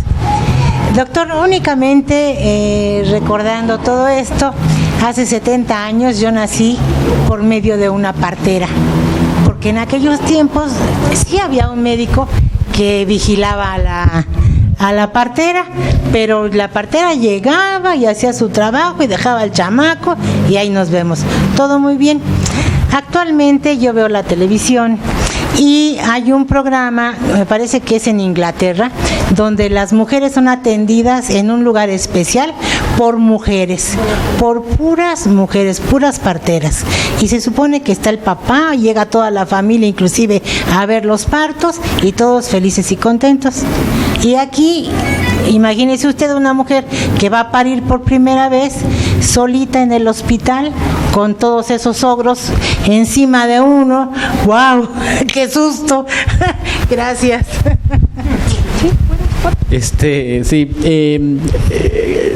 Yo creo que el comentario de Arián va en el sentido de que el parto es un proceso natural y normalmente, en la mayoría de los casos, no tiene por qué ser medicalizado y es cosa de respetar su curso natural. Por cierto, una de las variantes de la violencia obstétrica es lo que se llama la... ¿Cómo le llaman? Espérenme, porque es un término impresionante. No es sevicia, sino otra cosa. Qué barbaridad. Bueno, como el abuso de recursos médicos, la medicalización, el encarnizamiento terapéutico le llaman. Imagínense la expresión, ¿no? El encarnizamiento terapéutico, que es, pues ya va a acabar el turno, pues ponle oxitocina porque tenemos que entregar el turno limpio y cambia todo el proceso del parto, etcétera. Entonces, ese tipo de cosas, a ese tipo de cosas apela críticamente tu comentario, ¿no? O sea, no debería, en general no se debería intervenir ante un proceso natural, y es parte del reclamo del movimiento de parto humanizado o de defensa de derechos de las mujeres. Ahora, no nos dijo su nombre. Lucía Olivar. Lucía, creo que también mi mamá nació con una partera, aunque hace bastantes más años, ya ni siquiera está con nosotros, pero ahí más hay que tener cuidado de no idealizar tampoco una situación pasada donde había muchos problemas de salud también, muchas muertes maternas, en fin, porque no había atención médica suficiente y adecuada en las emergencias, ¿no? Entonces, de acuerdo, normalmente la mayoría de los partos pueden transcurrir naturalmente, pero sí se necesita, me parece a mí, siempre de cerca un especialista, médica o médico, para una emergencia y una infraestructura al respecto, ¿no? Buenas noches, doctor. Muchas gracias. Yo soy Carla Arciga, soy abogada y soy doctorante en políticas públicas. Y bueno, mi comentario aquí es sobre la norma oficial 007 que pues no sigue en proyecto, no se ha podido publicar y que en realidad pues nos da muchos derechos a las mujeres en el momento de tener la atención obstétrica, como contar con un acompañante o decidir la posición en la que queremos dar a luz. Pero mientras no se publique formalmente la norma o aún publicándose, mientras no exista una cuestión punitiva sobre la norma, pues no tiene ningún sentido este tipo de normas. Y creo que a pesar de esta coordinación de las políticas públicas, si no hay espacios en los hospitales, ahorita también somos avalados de un hospital del sector público, donde las mujeres se reciben antes de llegar a tococirugía en sillas y tienen que estar ahí con el suero, y lo comentamos con un médico y me dice, yo qué más quisiera que tenerlas acostadas en una cama para que estén descansando. Entonces muchas veces también es ignorancia por parte del personal médico. Voy a jugar un poquito al abogado del diablo. ¿Ellos creen que están haciendo lo mejor? Porque cuando usted hablaba de la jerarquización, doctor, es también no solo en la cuestión de la enseñanza, sino también en la cuestión del conocimiento. Si mi médico que está arriba de mí o el jefe de ginecobstetricia me dice esto es lo que está bien, yo lo sigo replicando. Lo van a pensar como imposible, pero en una capacitación que tuvimos para Secretaría de Salud me dijo un médico, de verdad no se ahoga un niño en el parto en agua, pero está abajo del agua, no se ahoga. Entonces es una cuestión de replicar lo que nos están diciendo, de que si no estoy haciendo una tracción a la placenta nunca se va a volver a contraer el útero, cuestiones de estas. Entonces no es solo lo que usted mencionaba de la bioética, sino también capacitar adecuadamente al personal de salud para que se actualice y pues mejorar esta atención hacia las mujeres, porque bueno, sí ahorita tenemos muchos problemas. Muchas gracias, doctor. Gracias. Fíjate, Carla, acabas de tocar un tema crucial que ya no desarrollé porque no quería yo monopolizar la palabra, pero cuando digo que la profesión médica, cuando se preocupa por atender lo que acá llamamos problemas de violación de derechos o violencia obstétrica, y que la profesión médica suele nombrar como problemas de calidad de la atención, lo cual ya es hacerlo también un poco más chico. Yo por eso insisto, no es nada más calidad, es eso, pero es mucho más. Cuando digo que la profesión médica, cuando se ocupa de estas cosas, no ha puesto suficiente atención en el papel que juegan las jerarquías en la producción de este problema, me refiero también a esto del conocimiento, y no solamente en los términos que también acabas de describir tan correctamente, sino incluso hay una dimensión más profunda. Las jerarquías distorsionan nuestra manera de percibir la realidad en ciertas direcciones. Ejemplo, si yo voy al cuartel militar y me recibe el general a cargo del cuartel, pues va a decir, doctor, qué bueno que vino, mire, qué gusto tenerlo, y yo muy amable también voy a saludar, en fin. Y puede que el general me diga, vamos a hacer un recorrido por las instalaciones. Pues yo encantado, yo nunca he andado por dentro de un cuartel, vamos. Y el general se hace acompañar de una serie de súbditos. un capitán, 2 cabos y 4 soldados. Entonces ahí va la jerarquía y yo, satelitalmente, porque no soy parte de esa jerarquía, y vamos caminando por ahí. Y de pronto el general dice, ese pasto está muy largo, y seguimos caminando. Bueno, yo que no soy parte de esa jerarquía, pues en una de esas no agarro la onda y le puedo decir, no, viera que en mi casa hasta lo dejamos más largo. Pero los que van ahí junto a él acaban de recibir una orden. Ahora, ¿dónde está la orden? Yo fui a una buena primaria y les juro que ahí me enseñaron que una frase descriptiva se forma con sujeto, verbo y complemento. Ese pasto está muy largo. Esa es una frase descriptiva. ¿Dónde está la orden? ¿Por qué los que van allí acaban de recibir la orden de más vale que no vuelva a pasar el general por aquí y el pasto siga así? Hay que cortarlo. La orden no está en las palabras, está en la jerarquía, que distorsiona de manera muy particular la manera como se perciben las palabras emitidas desde la superioridad. Entonces, no solamente el médico superior que dice así se atienden los partos, determina a los subordinados, sino incluso cosas más sutiles, aparentemente descriptivas. Los médicos no nos metemos con el aborto.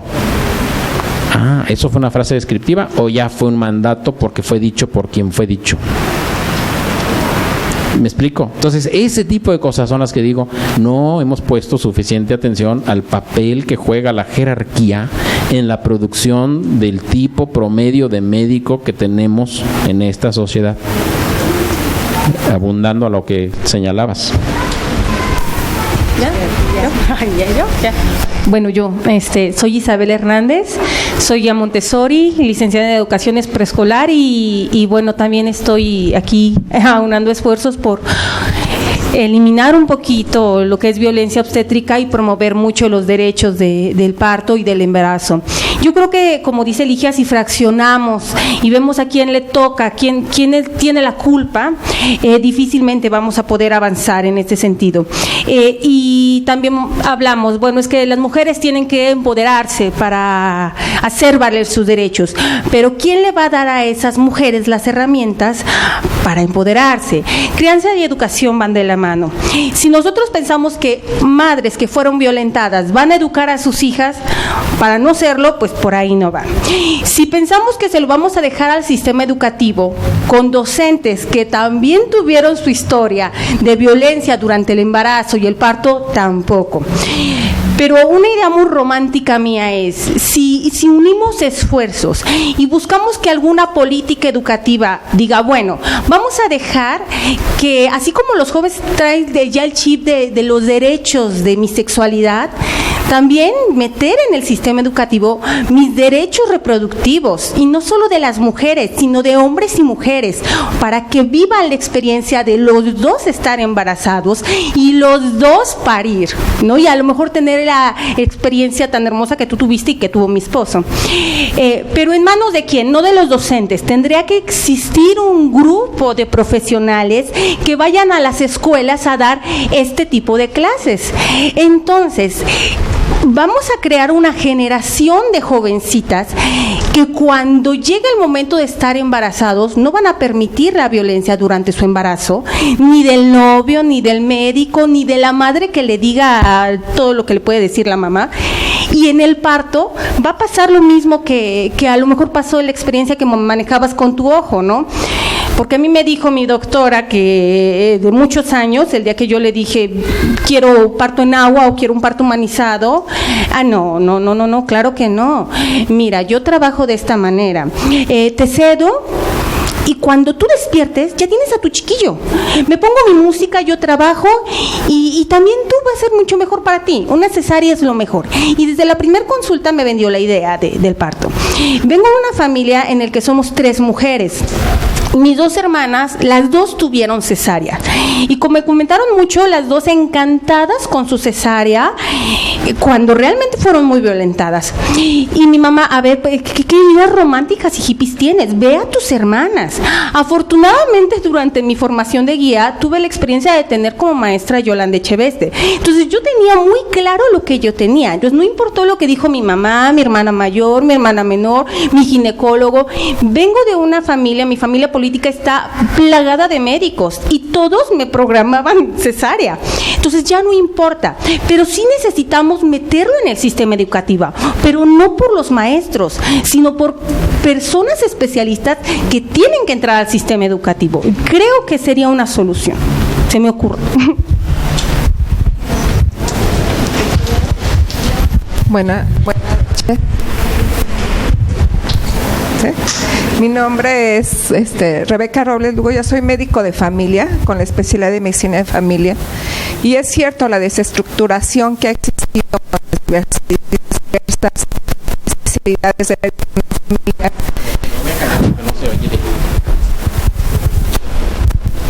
Sí ha dado pie a muchas de estas situaciones, sin embargo, nuevamente lo que han tocado es la información es la mejor prevención, una y otra. El que es sentarnos no solamente el área médica o el área socióloga, el área educativa, el área de abogados, es todo el grupo que tiene que trabajar esto, y es una educación desde que estamos sin útero, seguramente. Yo tuve una experiencia y tenemos muchas como médicos, y apoyo también lo del doctor, a lo mejor como colegas, ¿no? Somos seres humanos. En mi servicio social, de entrada la corresponsabilidad como paciente también es bien importante, y no darle toda esa responsabilidad al médico. Lo vivimos día a día.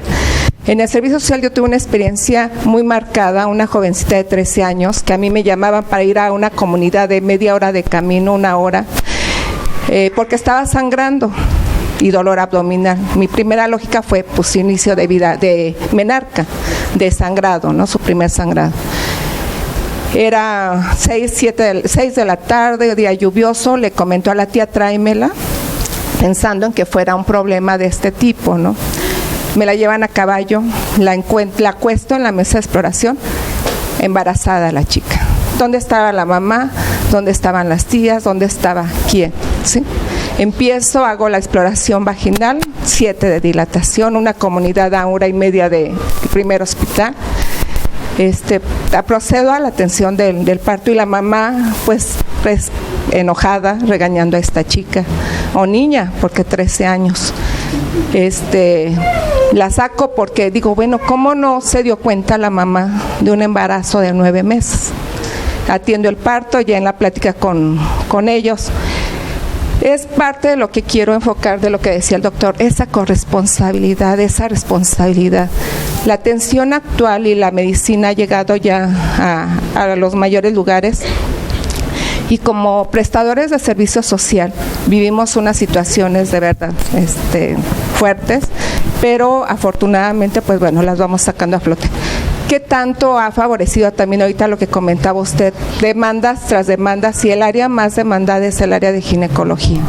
Y también nos llegan chicas, ¿en qué condiciones? Yo ahorita tengo un número de adolescentes como médico de primer contacto, 15 años, 16 años de CONALEP, de CEBETIS, de bachillerato. Y mi pregunta es, ¿van echando competencias? La información existe. Y tocaban otro punto bien importante, la accesibilidad a un método de reproducción, ¿sí?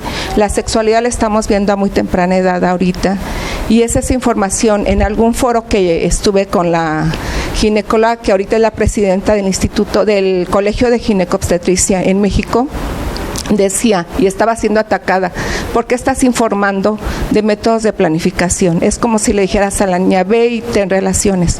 Y vuelvo a lo mismo, la información es la mejor prevención. Si mi niña está informada, en Inglaterra la tasa de embarazos es de 1 por cada 1.000 en adolescentes, y en México es de 7 por cada 1.000. O sea que esa información, si nosotros la hacemos llegar, vamos a prevenir muchas cosas.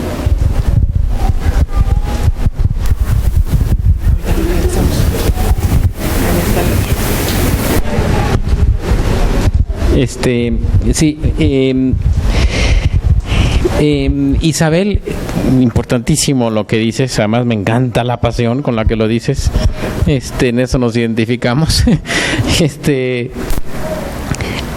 Pero yo oigo, al escucharte, que te viste, oigo dos cosas. Uno, oigo una vez más cómo el sistema social en tu entorno opera en contra de tus planes y de tus intereses. Pero además, fíjense, una dimensión particularmente delicada, complicada de las estructuras de dominación es que muchas veces operan a través de vías afectivizadas. La gente que te quería, que te quiere, la que te decía, hay que programar la cesárea, ¿cómo vas a salir con tus ondas hippies? Etcétera. Y entonces eso hace más difícil todavía diferenciar, no, sí quiéreme, pero no de esa manera, porque yo tengo mi proyecto, etcétera. Entonces, oigo, por un lado, tu relato en el que das cuenta de una sociedad funcionando en reproducir estructuras de dominación por la vía más difícil de desmontar, que es la vía del afecto. Y dos, oigo a una Isabel con una enorme red social de apoyo, o por lo menos con una red que funciona muy bien, no sé de qué tamaño sea, que te permitió mantenerte en lo tuyo, lo cual confirma mi hipótesis de que es social la solución. O sea, tienes tus valores, tienes tus ideas, etcétera, y los pudiste mantener, pero no por lo profundamente arraigado de los valores, eso ayudó, sino porque hubo red de apoyo que te permitió mantenerte en lo tuyo. Entonces, por eso digo, oigo dos cosas ahí. Y lo que dices, Rebeca, me resuena o me hace pensar dices algo que es muy típico del pensamiento conservador, ¿no? Aquí no vamos a hablar de condones porque es como decirle a todos los chicos, vayan y pónganselos y de una vez úsenlos, etcétera. Y bueno, pero ese es un temor histórico del pensamiento conservador que no, pero ¿qué es el pensamiento conservador? Para empezar, el que no le quiere mover, dejar las cosas como están. Y en ese sentido también es conservador el pensamiento médico dominante, y aquí hay que precisar que hay muchas formas de pensamiento médico, pero el pensamiento médico hegemónico es muy conservador. No me le muevan, ya sabemos cómo son las cosas, así va a ser, no me vengan con sus ideas y sus organizaciones de cuándo acá, etcétera. Bueno, por eso digo que es político el tema, porque hay que luchar contra ese conservadurismo y romper ataduras y replantear paradigmas y pensar las cosas de otra manera. Buenas noches.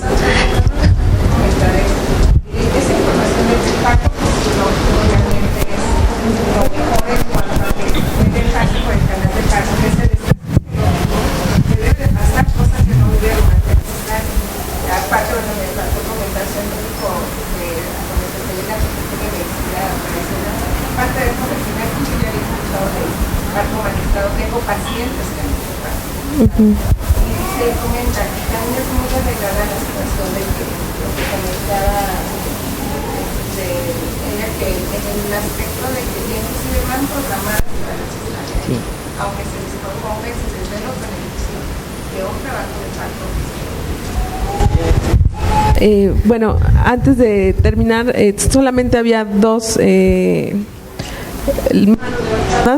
sería la compañera y el doctor Vargas, y hay más, pero bueno, ya el tiempo se nos vino encima. Bueno, Roberto me está comentando que tomamos las 4 intervenciones que sean breves y concisas, que sería la de la compañera, el doctor Vargas, acá hay otra, y la compañera que no ha hablado, discúlpame. Y bueno, yo sé que podríamos crear otros espacios después para seguir dialogando sobre el tema, pero bueno, ya el tiempo se nos vino encima. Entonces, las intervenciones concisas, por favor, para poder cerrar. Buenas noches, Susana. Mi pregunta, doctor, sería, en estas investigaciones desde lo sociológico, ¿cuál es el hábitus de enfermería? ¿Dónde está? Acá. Aquí. Susana, como ha comentado, esto es desde lo social y dentro de estos ámbitos está muy mezclado el personal de enfermería.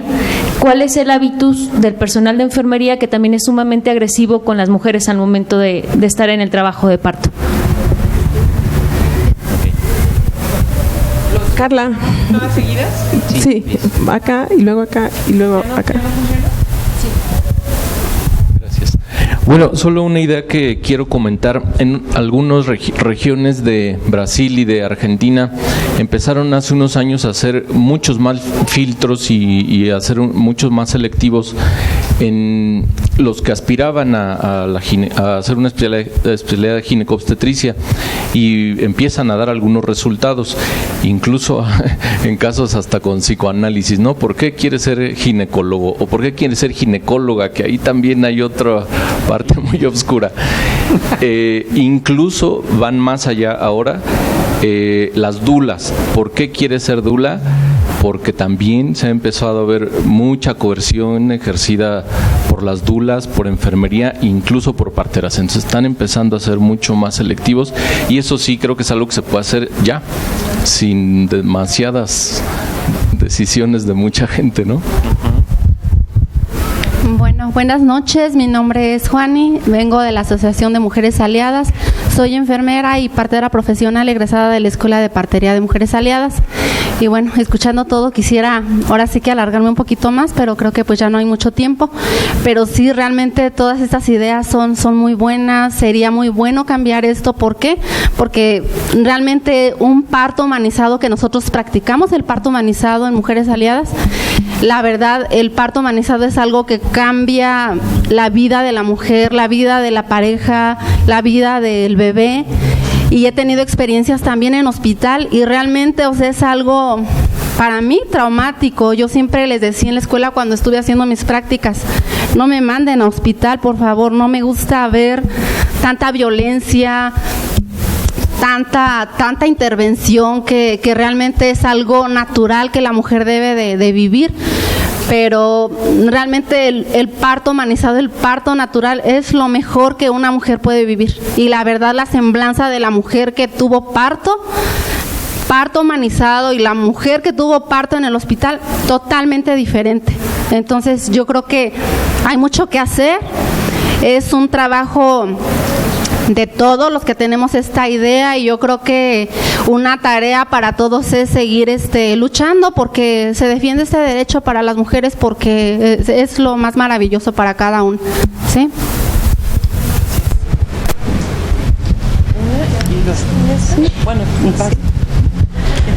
Buenas noches, mi nombre es Itzel. Yo nada más tengo una pregunta como muy concreta. ¿Cuál es el límite entre una mala praxis y un caso de violencia obstétrica? Es decir, ¿en qué momento podemos plantear que cierta actitud conlleva este tipo de violencia? Buenas noches, doctor Castro. Trataré de ser breve, aunque no sé si lo logre. Yo estoy estudiando decisiones al final de la vida, pero decisiones al final de la vida. Mi nombre es Edith. Y muchas de sus perspectivas a nivel metodológico y sus respuestas sociológicas coinciden con mucho de lo que yo he observado en qué ocurre en la práctica médica al final de la vida. Entre ellas, pues una es que al parecer en la observación pequeñita que hice, también hay una evidente necesidad de volver a morir en casa, como históricamente se había hecho, ¿no? Que tiene que ver con la intimidad de nacer y de morir. Eso por una parte. Otra, escuchando a los médicos que decían acá y que yo encontré también en mis entrevistas, los médicos constantemente me decían, es que yo también soy un ser humano. Entonces un poco de mis reflexiones me ha llevado a considerar que un problema central de este amplísimo problema que tenemos en la práctica médica tiene que ver con que los médicos mismos no tienen un soporte, no tienen una red de apoyo entre sí, y entonces solo viven los malos tragos solos, efectivamente, y en condiciones laborales terribles, que es una condición importante, ¿no? Y finalmente, también al final de la vida hay encarnizamiento terapéutico. Y bueno, una idea final es que creo que al final de la vida también la decisión compete mucho a nuestras capacidades, ¿no? Y Y en nosotros está poder decirle a los médicos exactamente qué es lo que queremos para el final de nuestra vida. Así como una mujer decide parir en casa, también cualquier ser humano tendría el derecho de decidir la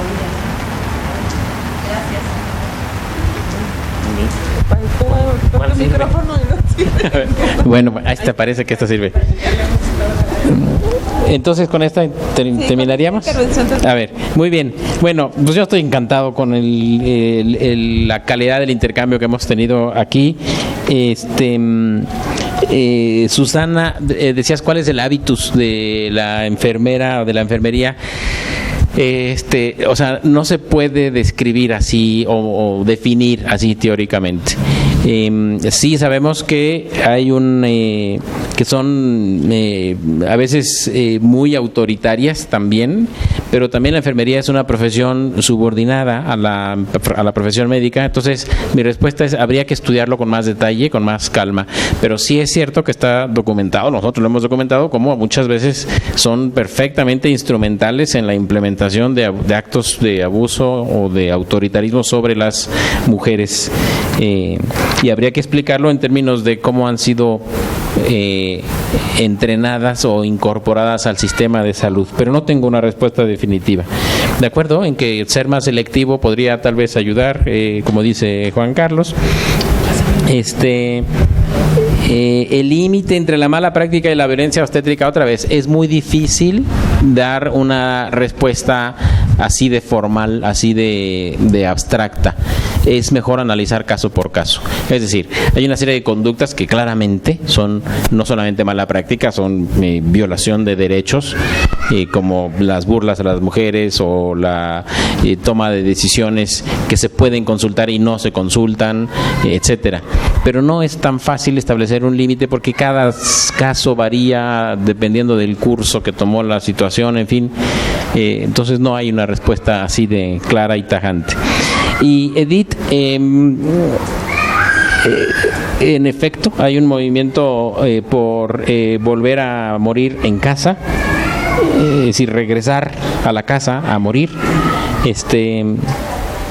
y tiene que ver con este fracaso de occidental en el que le pudimos poner más años a la vida sin ponerle vida a los años, ¿no? Y entonces hay toda una reflexión colectiva al respecto, de hasta dónde queremos.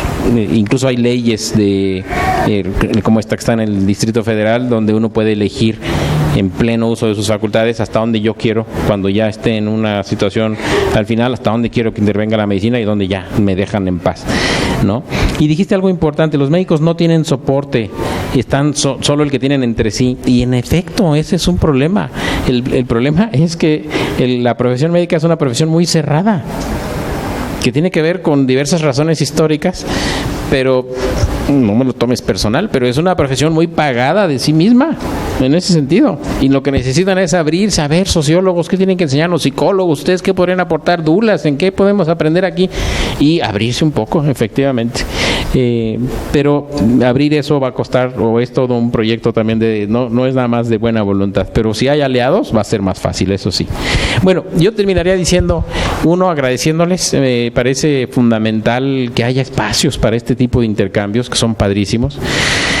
Y termino con una reflexión. En este momento a todos nos duele México.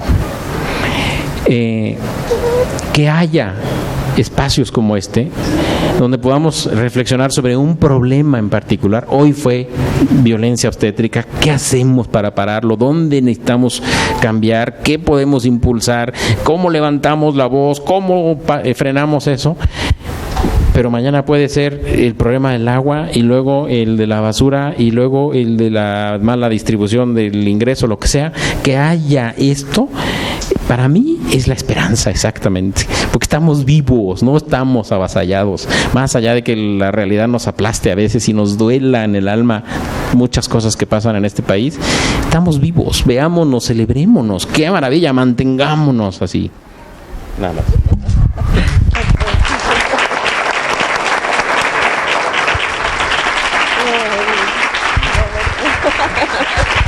Gracias, por supuesto, a la doctora que me invitó a este tipo de cosas.